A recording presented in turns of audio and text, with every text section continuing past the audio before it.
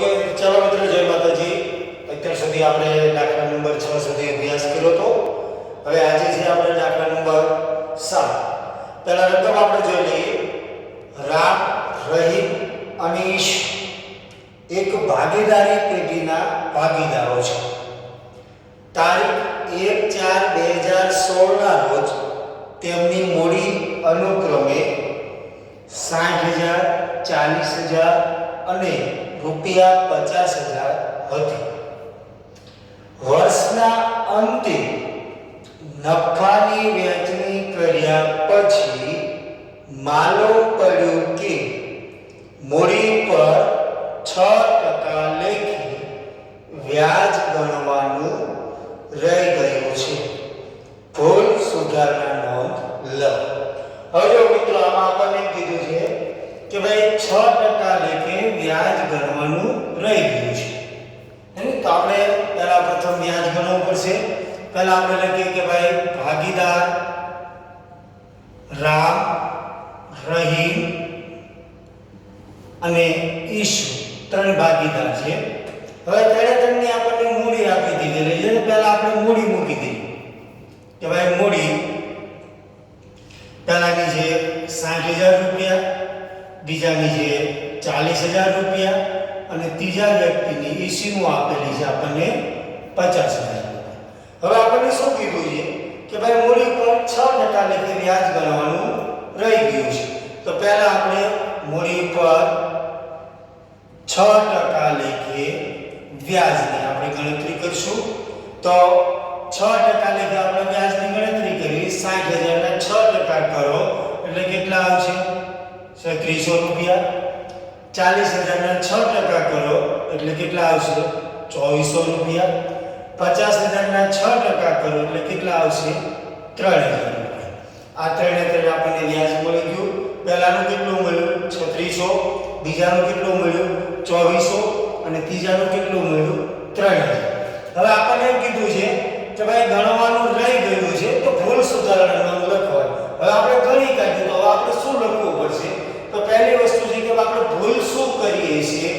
તો પહેલા જે વ્યાજ છે એ આપણે કેવા ભાગે આપી દીધું છે? સરખા ભાગે. સરખા ભાગે આપવા માટે થઈ પહેલા જે આપણે વ્યાજ ગણ્યું 6% લેખે, એ વ્યાજનો પહેલા આપણે શું કરવો પડશે? સરવાળો.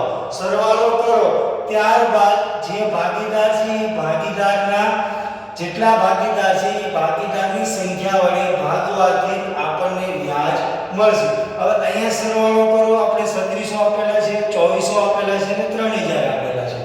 તો 10 0 0 6 4 10 ની છે વિદ્યા આવી 1 3 ને 3 6 3 9. એટલે આપણે વ્યાજ કેટલું ગણ્યું મિત્રો?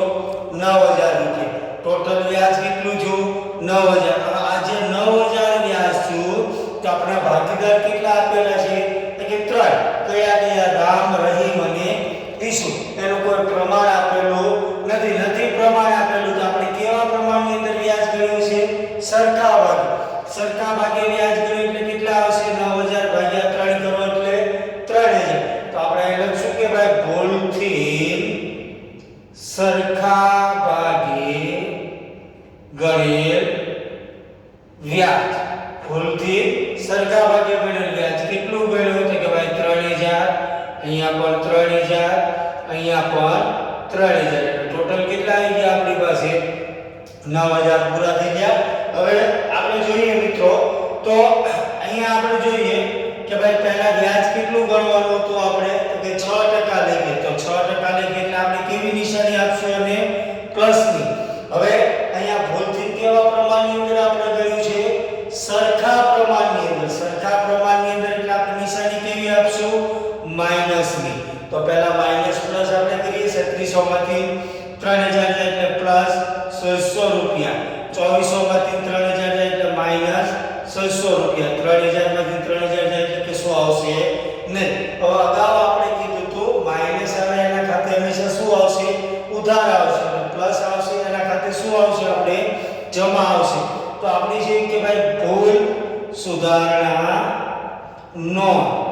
ભૂલ સુધારણા નોંધ જેની અંદર આપણે તારીખ, વિગત, ખાપા ઉધાર રૂપિયા અને જમા રૂપિયા આપણે દર્શાવીએ છીએ કે ભાઈ તારીખ વિગત ખાપા ઉધાર રૂપિયા અને જમા રૂપિયા તો આપણે કોના ખાતે ઉધાર આવ્યું છે કે ભાઈ રહીમ તો રહીમના મૂડી ઓબ્લિક ચાલુ ખાતે ઉધાર કેટલા રૂપિયા છે 600 રૂપિયા તે રામના મૂડી ઓબ્લિક ચાલુ ખાતે કેટલા રૂપિયા છે 600 રૂપિયા બાબત જે કે ભાઈ ભૂલથી મૂડી ઉપર સરખું ગણેલ વ્યાજ ભૂલથી મૂડી ઉપર સરખું ગણેલ વ્યાજ અહીંયા આપણી ભૂલ સુધારણા નોંધ પૂરી થાય છે.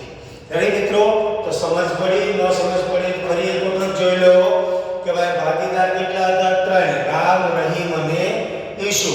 ત્રણેયની મૂડી કેટલી છે? 60,000, 40,000 અને 50,000. એની ઉપર 6% લેખે આપણે વ્યાજ ગણ્યું 3600, 2400 અને 3000. ટોટલ કેટલા થયા? 9000. ભૂલથી આપણે વ્યાજ કેવું આપ્યું છે?